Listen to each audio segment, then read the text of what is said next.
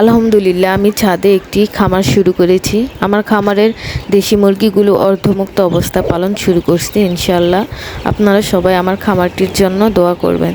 আমি চাইলে নিচে খোলামেলা অবস্থায়ও পালন করতে পারতাম, তবে এতে অনেক অসুবিধা হতে পারতো। অসুবিধাগুলো যেমন মানুষের বাসায় বাসায় যেত, মানুষের কথা শুনতে হতো আমার। তারপর অন্য মুরগিতে কোনো রোগ জীবাণু থাকলে এগুলো আস্তে আস্তে খামারে ছড়িয়ে পড়তো। তো বন্দি অবস্থা থাকলে ধরেন একটা মুরগি অসুস্থ হলো, আমি সাথে সাথে ওটাকে চিহ্নিত করে আমি ওটার চিকিৎসা চালাতে পারবো, আর অন্য মুরগিতে ছড়াবে না।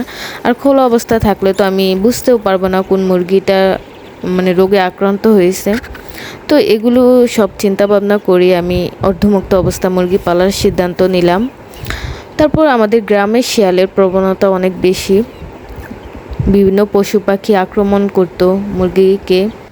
খোলা অবস্থায় মুরগি পালন করলে চুরির সম্ভাবনা বেশি থাকে।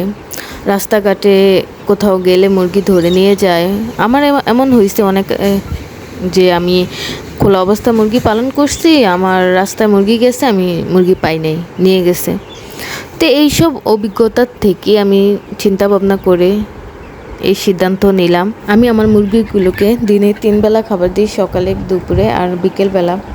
তো আমি সকালে লেয়ার ওয়ান দেই, যেগুলো ডিম পারে। আর আমি 2 মাস পর্যন্ত মুরগির বাচ্চাকে শুধু পিট খাওয়াই, যাতে তারা বড় হয়।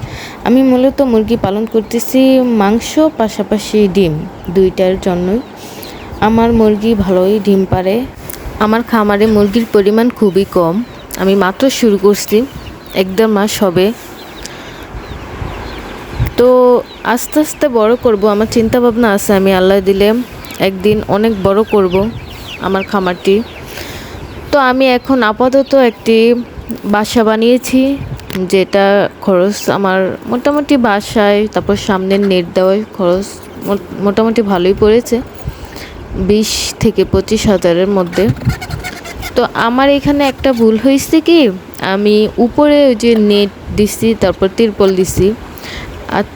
আর এটা দেওয়ার কারণ হচ্ছে, আমি প্রথমে খোলা রাখছিলাম, খোলা রাখার পর দেখতেছি যে ছাদে তো অনেক রোদ, ছাদের রোদের পরিমাণটা অনেক বেশি, মুরগি ছায়া পাইতেছে না।